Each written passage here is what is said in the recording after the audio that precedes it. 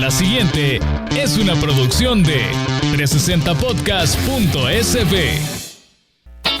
Diana Verónica y Tony, la entrevista se sube todos los días a 360podcast.sb, el primer hub de podcast en El Salvador. O puedes volver a escucharla por Spotify, Google Podcast, Apple Podcast, Amazon Music o TuneIn. Dale clic a la campanita para que recibas la notificación. Este día, en el Corre de la Mañana, le damos la bienvenida a... Aquí está Ruth Eleonora López. Estamos... Ella dice que solo aquí le decimos Ruth Eleonora. Es cierto. Así la bautizamos. Es cierto. Y solo aquí le decimos Ruth Eleonora. Abogada, ella trabaja en Cristosal. Que es una organización no gubernamental. Sí. Y estábamos haciendo cuentas de que no está aquí con nosotros hace más de un año. Sí, que tenemos días de no conversar con ella.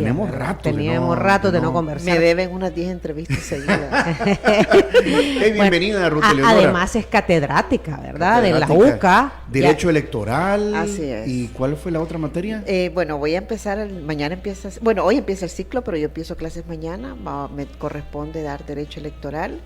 Y voy a dar responsabilidad profesional de la abogacía. Muy contenta de ambas asignaturas. ¿Y de qué niveles son? ¿De qué ciclos? Uno es de quinto año, responsabilidad de quinto año, y ya el otro, ¿Derecho electoral? Es de ya seminario de graduación. O sea, ya es el periodo de profundización, de especialización de los estudiantes. Mira, qué interesante. Bueno, entonces, como tenemos mucho tiempo de no conversar al aire, la invitamos principalmente porque queremos entender. El lunes se lo preguntábamos a la diputada Claudia Ortiz. Queremos entender estas reformas penales mediante las cuales, y bajo el régimen de excepción, la gente que está siendo capturada por pertenencia a pandillas o a grupos delincuenciales estaría siendo juzgada en grupos y no se estaría individualizando un delito o varios delitos, qué sé yo.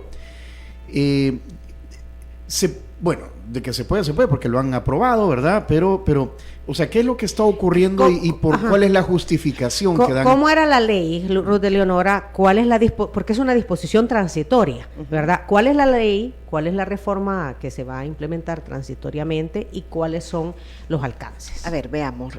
Primero creo que el contexto es que El Salvador ha sufrido varias reformas importantes en varios sistemas.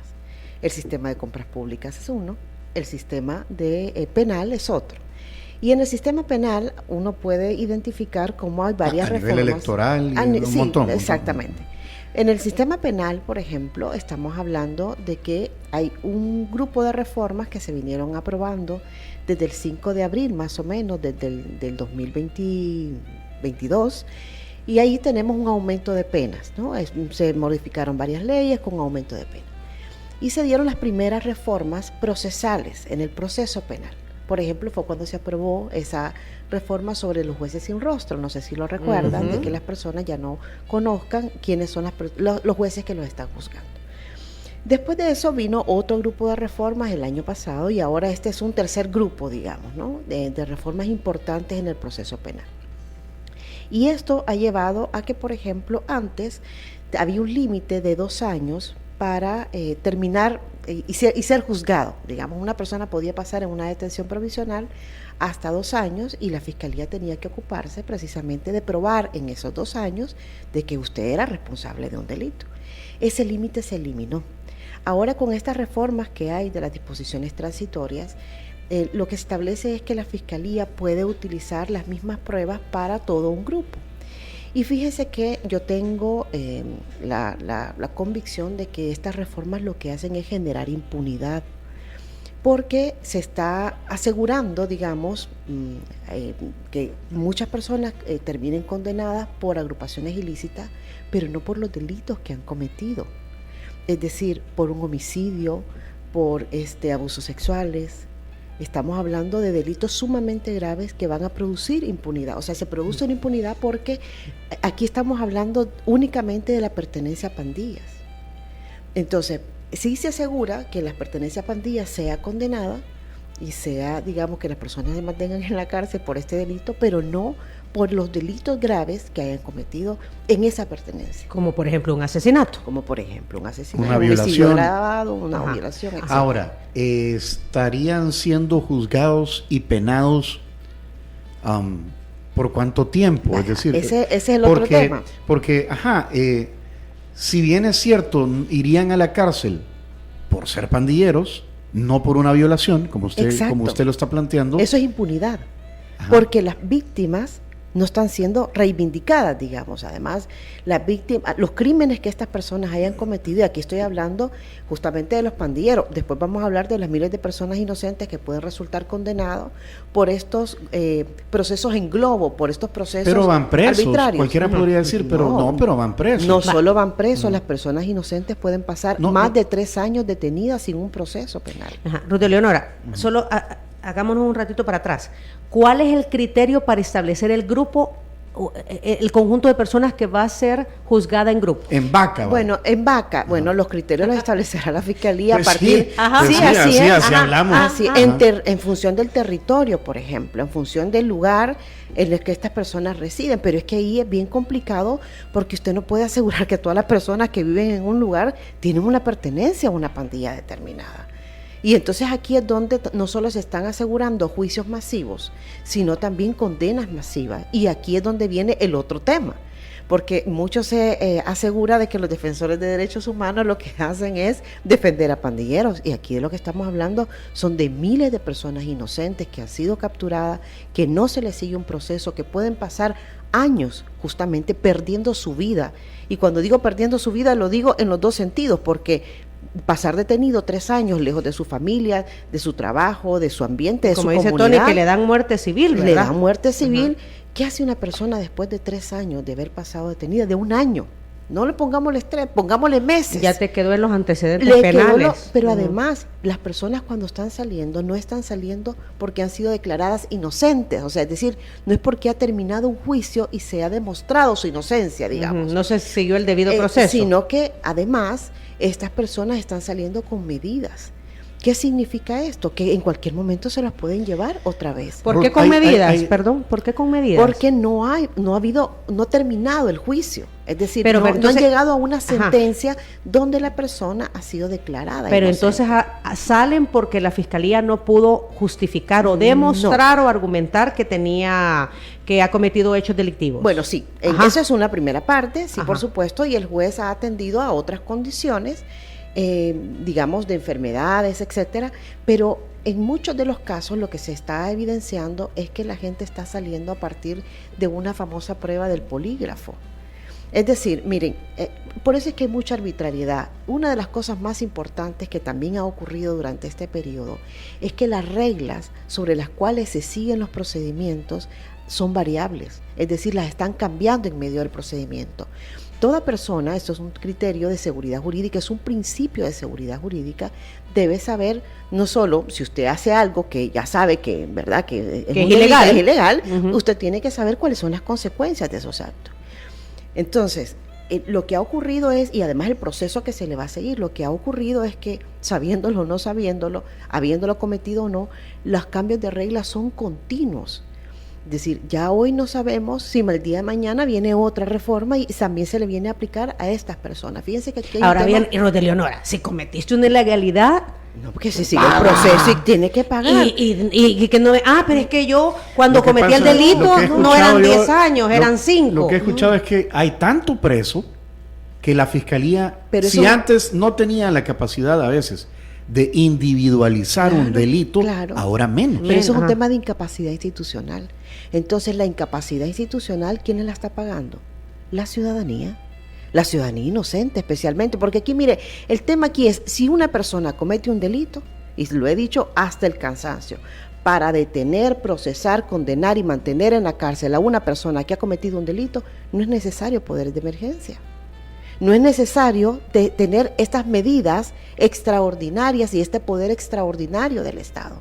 Pero para detenerla, procesarla, condenarla y mantener en la cárcel a una persona inocente, sí. ¿Por qué? Porque además se ha roto la presunción de inocencia. Una presunción de inocencia que no está suspendida por ninguna, o sea, y además que no se puede suspender.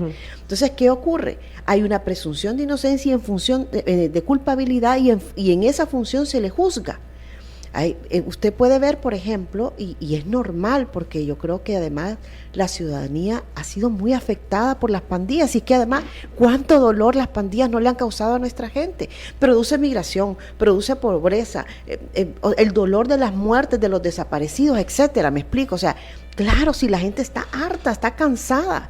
Ahora, este fenómeno tampoco tiene por qué justificar que miles de personas inocentes terminen en la cárcel y terminen siendo procesados y terminen con una limitación de libertad casi que indefinida. Volvamos a la pregunta que hacía Diana, Ruth Eleonora.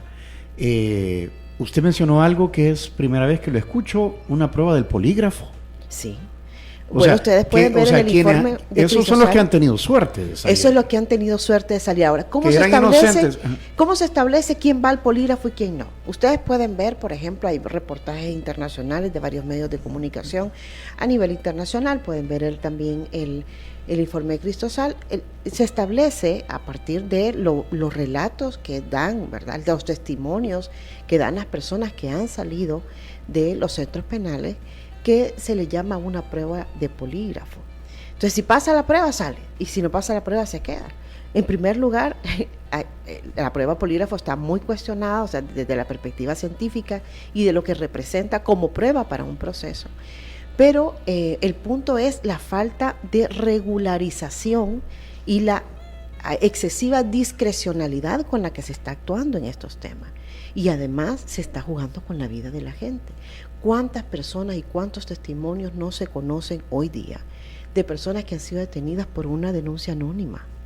Por personas que han sido denunciadas por redes sociales. Además, con falsedad. Ya hemos visto incluso denuncias de policías, de miembros de la corporación policial, que estaban extorsionando a personas para no llevarse a los detenidos. Mire, Diana, han salido publicados pues las cuentas de la policía. Exactamente. No lo estamos inventando. Sí, se han dado casos y la policía ha sacado esas publicaciones. Lo primero que tendría que hacerse es, ¿y a quién detuvo a esta gente, verdad? O sea, estas personas a las que fueron detenidas, evidentemente hay un proceso irregular en el medio. Y creo que lo que corresponde en este caso a un gobierno responsable es investigar todas estas denuncias, y son miles. Claro. Solo ya declarados por el gobierno allá por abril, habían dicho que habían más de 5,000 personas que habían sido, detenidas y que habían sido liberadas bajo un procedimiento dentro del que no recuerdo si fue el fiscal o el ministro de Seguridad, pero fue una de las dos autoridades. Y claro, esta gente hoy, muchos de ellos han dado declaraciones, otros no. ¿Y por qué no se da declaración? ¿Por qué una persona que ha sido detenida no viene a una radio y se sienta aquí con ustedes? Es muy sencillo, porque la gente no está bajo una medida cautelar. Es decir, su procedimiento no ha terminado, la gente tiene miedo. ¿Usted cree que después de pasar 6, 7, 8 meses detenidos van a querer volver? Y es lo que ha pasado justamente con el caso del periodista. Sí, que le establecieron reserva, la juez estableció reserva. Pero claro, establece reserva después de que él, por supuesto, ha hecho la denuncia. Pero lo primero es a la amenaza misma de regresar a un juzgado que no sabe si va a salir otra vez de ahí. ¿Por qué? Por haber declarado. Por haber expuesto públicamente. Ayer una organización no gubernamental, Socorro Jurídico, publicó un listado de 175 privados de libertad que fallecieron bajo custodia del Estado en las cárceles. Así es. ¿Coincide Cristosal con esta cifra? Sí, el informe de Cristosal. ¿Y si cambia la cosa al ponerle nombre y apellido? Sí, el informe de Cristosal tiene un periodo anterior, es decir, el informe fue expuesto en junio del 2023 y por supuesto las muertes han seguido ocurriendo, ¿no? La cifra de Cristosal es un poco menor, pero tiene mucho que ver con los plazos, ¿no?, en los que usted hace una investigación. Ahora, el punto es el siguiente, es cuántas muertes violentas están ocurriendo dentro de los centros penales y además de lo que sabemos. Hay miles de personas, y lo puedo decir así, que sus familiares no saben las condiciones en las que están, no saben si están enfermos, no saben si están muertos, no saben nada. Y en muchos casos de estas personas que han fallecido se ha advertido de que la gente llega a dejar su paquete, el dinero, que además tengo que decir también que no hay un procedimiento para eso establecido, llega a dejar paquetes, dinero, etcétera. Y resulta que la persona después aparece que ha fallecido. ¿Quién agarra eso? ¿Por qué no se le informa a la familia? O sea, hay un tema que de falta de información. De falta de información grave, porque además aquí estamos hablando de los derechos mismos de los presos, ¿verdad? Que puede tener cualquier persona. Lo otro es que se está aplicando los mismos plazos casi para todo, y una cosa es ser detenido por el régimen, por ejemplo, y otra cosa es ser detenido por otro tipo de delito. Entonces, esa suspensión de garantías, esa suspensión de derechos que está aplicada a partir del régimen de excepción, que ya no es excepcional, es un régimen permanente, y yo creo que además hay que tener en cuenta, y por eso hacía el recuento de la reforma, porque las reformas lo que aseguran es que esa sea una condición permanente.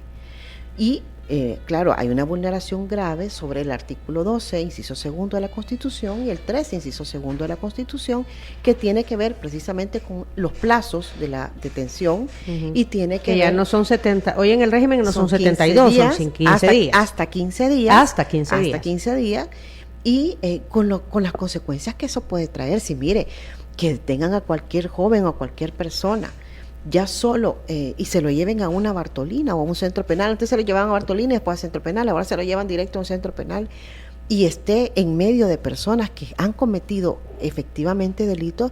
Eso es traumatizante. Es decir, aquí, y por eso insisto, esa perspectiva de que usted está a favor del régimen o está a favor de los derechos humanos, no, es que no tienen por qué estar divorciados. Una política de seguridad, si hubiese política de seguridad, que no advierto que existe una política de seguridad, y es la defensa de los derechos humanos, porque los derechos son de todos, me explico. Pero Leonora, le voy a leer textualmente, Sí. porque creo que le da chance a usted Claro. de aclarar. Dice aquí el número terminación 2405. Buenos días, solo opinar. O sea que para la señora quisiera que volvamos a las leyes cuando se dejaban libres a los asesinos pandilleros. Eso sería lo peor, o es lo que desea. Mire, eso es, discúlpeme, lo tengo que decir al aire, pero eso es de las posiciones más ridículas que pueden existir. En primer lugar, porque las leyes están hechas para cumplirse, no para no cumplirse. Y esas reformas, las reformas que se han hecho son malas reformas. O sea, desafortunadamente tienen una mala técnica. Pero además, no es un tema de volver a las leyes. Fíjese que es una concepción, digamos, que le falta algunos elementos, como el tema de asegurar debidamente que las personas sean juzgadas por los delitos que han cometido. Estas leyes aseguran impunidad. O sea, una cosa es pasar 10 años detenido por pertenencia a pandillas, y otra cosa es pasar 60 años detenido por haber cometido un asesinato. Con lo que se está haciendo, se le está asegurando 10 años de detención. No 60 como no le- los 60 como por los le delitos que ha corresponde. cometido. Ujú. Entonces, realmente, a mí lo que me parece es que en el fondo también, quizás, aquí hay una intención de favorecer a los miembros de pandillas. Entonces, cuando hablamos de volver a las leyes, no es un tema de volver a las leyes, es de asegurar que las leyes estén bien hechas y que cumplan con el objetivo para el cual son creadas. ok, el objetivo es disminuir, o quisiera decir erradicar, ¿verdad? De erradicar la violencia y los grupos criminales, llámese pandillas, porque hay otros que también están relacionados, como los del narcotráfico. Por eso se implementó, esa fue la justificación, Leonora, de implementar un régimen de excepción, que ha bajado considerablemente el número de personas que delinquen. Ya no están en las calles, sino que están en el centro penal, en algún centro de detención. Y eso es lo que la gente percibe claro. y vive, Claro. ¿verdad? Y vive y dice que continúe esta situación. ¿Cómo llegamos a ese punto, Ruth de Leonora, en donde protejamos a la población de grupos irregulares, pero que también cumplamos el debido proceso y se respeten los derechos humanos? Bueno, es que justamente ahí está la obligación que tiene que cumplir cada una de las instituciones que han sido creadas para eso. Y por eso decía, el problema es que las reformas lo que vienen es a aliviar la carga de las instituciones, pero no vienen de ninguna manera a garantizar los derechos que también tienen los miles de personas inocentes que han sido detenidas. Y es que ahí está el problema. Pero el tema es que la incapacidad de las instituciones no tiene por qué ser pagada por la gente. Le voy a poner un ejemplo quizás más sencillito y no en el ámbito penal. Vamos a irnos a otro ámbito. Es como que usted, por no tener educación de calidad, por ejemplo, lo que hiciera fuera, bueno, no hay educación de calidad, pues vamos a dejar de tener escuelas. Eso no es posible. O sea, esos son los extremos de lo que estamos hablando. Y estoy poniendo un ejemplo tan fuerte, ¿verdad? Tan ridículo, digamos, tan extremo, porque es así lo que está ocurriendo. Es decir, entonces es que como hay delitos, entonces no vamos a tener, no se va a garantizar el debido proceso. Y el problema es que el debido proceso es para todos y para todas las personas. No es un tema de los delincuentes, de las personas que han cometido delitos. Insisto, para detener, procesar, condenar y mantener en la cárcel a una persona que ha cometido un delito, usted no necesita este tipo de reforma. Lo necesita cuando usted es incapaz de probar que esta persona ha cometido un delito.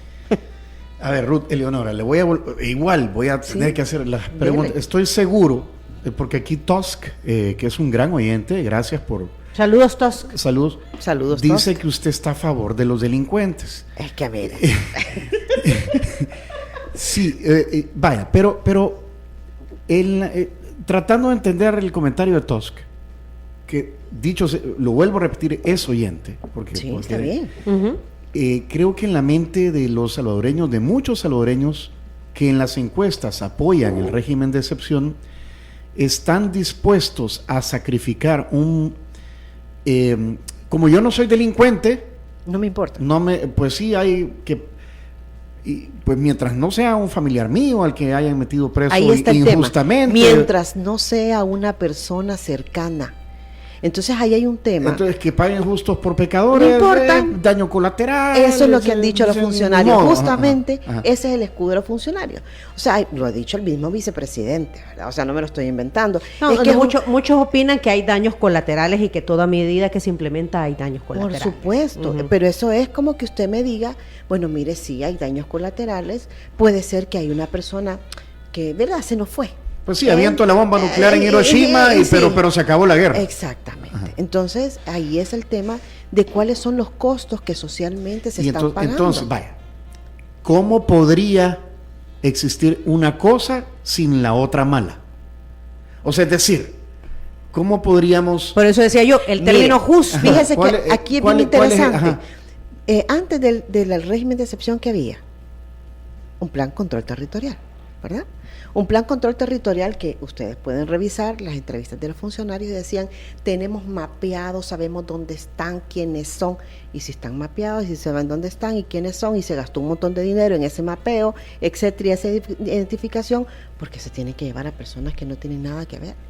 ¿Por qué se tienen que llevar a muchachos? Y yo quisiera que ustedes tuvieran la oportunidad de leer y de escuchar los testimonios, algunos han sido publicados, unos por medios de comunicación y otros también por los medios de los informes que se han publicado por distintas organizaciones, de gente que porque no enseñó su teléfono se lo llevaron detenido.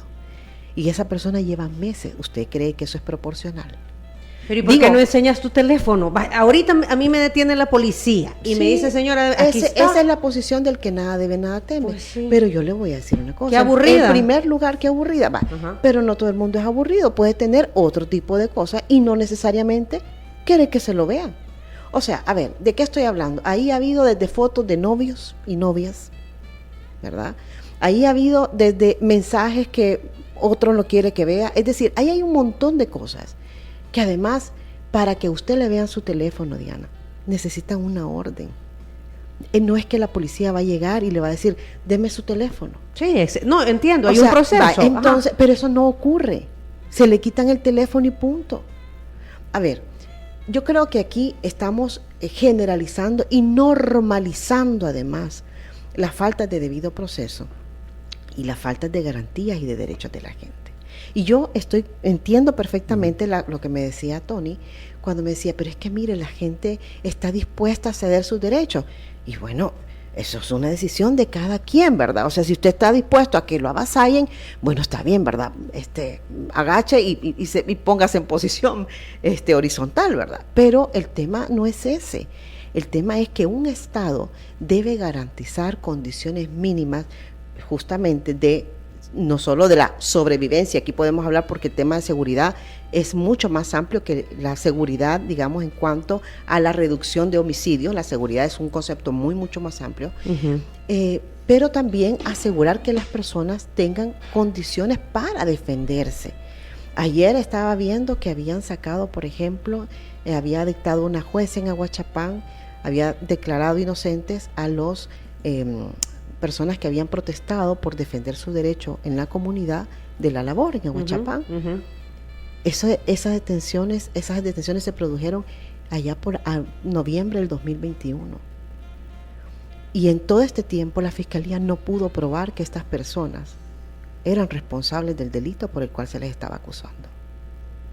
Entonces, a eso me estoy refiriendo, me explico. O sea, tenemos un periodista detenido, y entiendo que no es el único caso, pero bueno, hay cosas que uno, justamente por las limitaciones que hay de la discrecionalidad, etcétera, no se puede referir, pero hubo un periodista detenido en estas condiciones también, y no se les puede probar. O sea, mire, esto no es un tema de mantener a los delincuentes en la cárcel. Si usted tiene un proceso penal, si usted tiene pruebas, métalo a la cárcel, que siga el proceso ahí y que se quede ahí. Si una persona, aquí el tema no es, otra vez, defender a las personas que han cometido delitos. El problema es la arbitrariedad a la que cualquiera se puede ver sometido. En este país, el único requisito para que lo detengan es ser persona, nada más. Ruth Eleonora, vamos a hacer pausa. Y hay un montón de comentarios, me parece bastante interesante, porque también hay otros que se van por el otro lado, ¿verdad? Y que entienden esto que tú estás explicando del término justo, voy a usar esa palabra, ¿verdad? Lo justo. Pero tenemos que hacer pausa.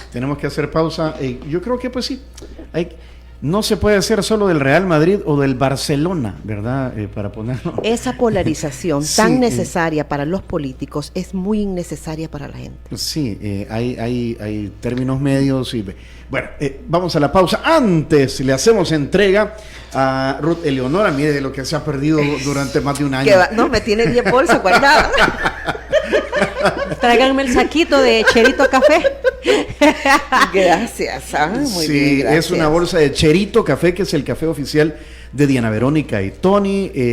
Lo puede encontrar en su variedad Black Honey de la finca Las Veraneras, o en variedad Pacas, que es semilavado de la finca La Palma. Puede contactar a Cherito Café en redes sociales, Instagram y Twitter, como cheritocafé.sb, @cheritocafé.sb. De hecho, el café que estamos tomando, Sí, Ruth Eleonora, rico. es Cherito Café. Así que nos alegra que lo disfrutes. Ahí te llevas una bolsa para que lo sigas disfrutando ahí en la casa o en la oficina. No, a la oficina. Ahorita ya te cayeron, ¿verdad? Ya te cayeron encima. Yo eso iba a decir.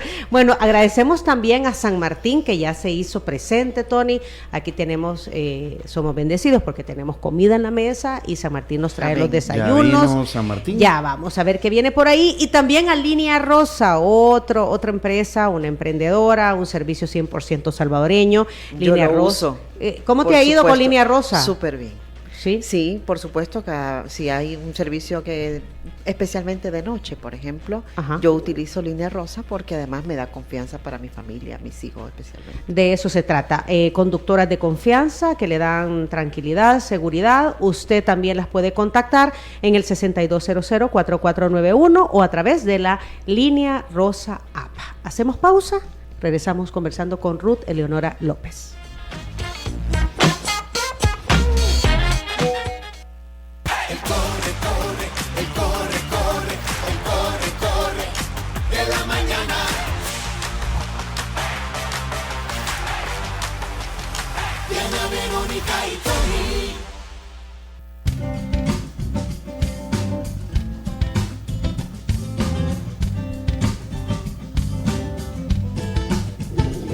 Vamos a tener que hacer una semana con Ruth Eleonora, Por porque si favor. no nos alcanza el tiempo. Sí, porque para y este por tema... todo el año que no ha venido. Bueno, hay muchos que creo que de alguna manera ha respondido ya Ruth Eleonora sobre su posición, sobre lo que se está haciendo en el país en torno al combate a grupos irregulares. Y hemos leído algunos que dicen, miren... Irregulares no, son grupos terroristas, porque recordemos que bueno, una sentencia... Uh-huh. Exactamente, gracias. Sí, la Sala de lo Constitucional declaró terroristas a grupos irregulares, por ejemplo, las pandillas. Exacto. Aquí Paola dice, la gente apoya porque no entiende, porque realmente no analizan los daños colaterales. Si los procedimientos estuvieran bien diseñados, mucho de esto no estuviera pasando. Y así, hay otros comentarios, pues gracias a todos los que están aquí pendientes. Hay un punto que usted decía antes de irnos al corte, decía, la justificación era porque hubo aumento de homicidios, ¿verdad? Y el tema del control, que había que mantener el control, la justificación para el régimen. Yo creo que hay una justificación también que hay que tener en cuenta, y es que cuando uno ve los decretos, uno puede analizar todos los decretos que se han emitido, ese carácter excepcional de la suspensión y que establece el artículo 29, pues cada vez, bueno, de hecho de entrada, desde la primera es inconstitucional y ya el último ya más que inconstitucional todavía. Pero hay un fenómeno que también es un hecho, y es el tema del pacto del gobierno con las pandillas, y eso está documentado. Entonces, y no es el primer gobierno que lo haga, porque no es que, este gobierno lo hizo y los demás eran santos. Yo no me estoy refiriendo a eso. Estoy hablando de que ha sido también una política. Si no, usted vea el tema de las falta de extradiciones, por ejemplo, o vea también cómo funcionarios se han visto involucrados en la salida o en la concesión de privilegios a pandilleros. Entonces, a ver, aquí hay un montón de cosas. El tiempo nos lo dirá. Eso es lo más maravilloso, ¿verdad? Que hay el tiempo. Así como en su momento, yo recuerdo gente que se negaba con el famoso pacto de Funes allá por el 2013, no, ¿verdad? Bueno, hoy pasa lo mismo, pero es una realidad. Entonces, hay personas que resultan favorecidas y mire, en este tema hay que tener en cuenta otros factores asociados a la criminalidad, como el tema del narcotráfico, de esta delincuencia organizada que además trasciende a las pandillas, del crimen organizado que trasciende a las pandillas. Son fenómenos que nuestro país está viviendo, y además hay un factor que ya tiene una relación más económica, que es toda esta estructura también de lavado de dinero, que desafortunadamente en nuestro país cada vez hay menos controles sobre este punto. Entonces, ahorita el país está siendo revisado por el país es parte del Gafilat, está siendo revisado del Gafilat, es un mecanismo de seguimiento de las recomendaciones del GAFI, y a partir de noviembre más o menos ya creo que se terminará esta fase de realización del informe para ver cómo El Salvador está cumpliendo con estas recomendaciones contra el lavado, que de entrada tengo que decir que bueno, el 7 de septiembre tenemos ya 2 años de la ejecución de la ley Bitcoin, por ejemplo.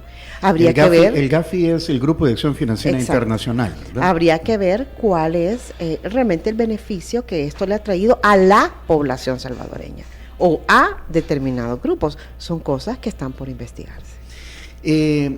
Ruth Eleonora, hubo un nombramiento de un funcionario colombiano.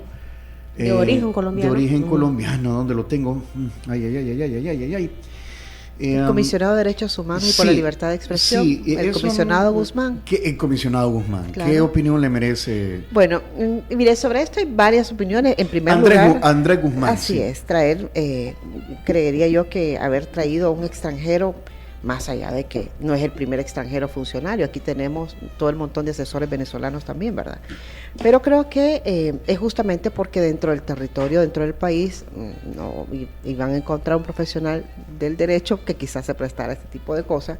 Yo lo que les invito, para que cada uno se haga su propia idea, es que vean la entrevista, la pueden ver en la entrevista que publicó ayer El Faro, con el comisionado. Es comisionado presidencial para los derechos humanos y la libertad de expresión. Es muy reveladora. Y que además, si tienen chance, porque uno tiene que informarse, tiene que ver, aquí el tema es que cada quien pueda tener su propio criterio, cada quien tiene sus ideas, ¿no? Las expone, y el tema es hacerse uno, cada cual de de una opinión, de una opinión Como decíamos propia, allá, ¿no? escuche, piense y decida. Y Así decida, es. exactamente, es decir, saque sus propias conclusiones, ¿no? Sí, yo siempre digo, no le crea a nadie, Así ¿verdad? es, saque- Investigue por exacto. todos lados y usted al final saque sus Ahora, propias yo les conclusiones. invito a que vean la entrevista, es penosa. Simplemente. Nos quedó pendiente el tema electoral. Qué lástima. Nos quedan 2 minutos. ¿Quiere Vaya. decir algo sobre el tema electoral? Bueno, el proceso electoral. Las reformas. El proceso, hablar de las reformas. El proceso electoral va avanzando. Aquí igual han quitado, digamos, ese límite para las reformas, así que reformas podemos ver todos los días. Las reformas creo que no han terminado. Lo que sí es cierto es que son reformas para asegurar y para conducir al país hacia un sistema de partidos hegemónico. Vamos a hablar sobre eso en otra ocasión. Donde hay un partido dominante, dices tú. Exacto. Sí, bueno, gracias Ruth Eleonora por su tiempo, por aceptar nuestra invitación. Aquí nos comprometemos a que no va a pasar tanto Un tiempo. año, y si no, mire, le voy a escribir. Ahí nos va a mandar un mensajito. Vía Twitter, cabal. Ajá, vía Twitter no va para a que sea pasar público. tanto tiempo. No, Y si hay quiere- que decir que ella es una experta en temas electorales, Sí. ¿verdad? Ha trabajado en el Tribunal Supremo Electoral, se viene un proceso electoral con Bueno, muchas reformas. imparte la cátedra en la UCA de Imparte la Derecho cátedra, ajá, exacto. Entonces Ruth Eleonora puede explicar, además es docente, entonces explica para que entendamos el proceso electoral. Quiero leer este comentario. Yo aplaudo lo que el gobierno ha hecho en materia de seguridad. En lo que no estoy de acuerdo es en que personas inocentes estén detenidas y le vulneren sus derechos. Yo creo que ese es lo que usted ha Así explicado, es. Ruth Y Eleonora. voy a insistir, la polarización en estas cosas, al único que le conviene es al gobierno. Porque lo trata de arrinconar a la ciudadanía a que o está de acuerdo con los derechos humanos, o sea, como si los derechos humanos fueran solo de los delincuentes, y no estamos hablando de eso, es decir, son los derechos de todas y de todos. Bueno. Si quieren volver a escuchar esa entrevista, pongan mucha atención a ya te vi la cara que no lo tenías listo, a lo siguiente. Si quieres volver a escuchar esta entrevista, ingresa a 360podcast.sb, el primer hub de podcasteros salvadoreños. Sigue a Diana Verónica y Tony la entrevista en Spotify, Google Podcast, Apple Podcast, Amazon Music o TuneIn. Esta fue una producción de 360podcast.sb.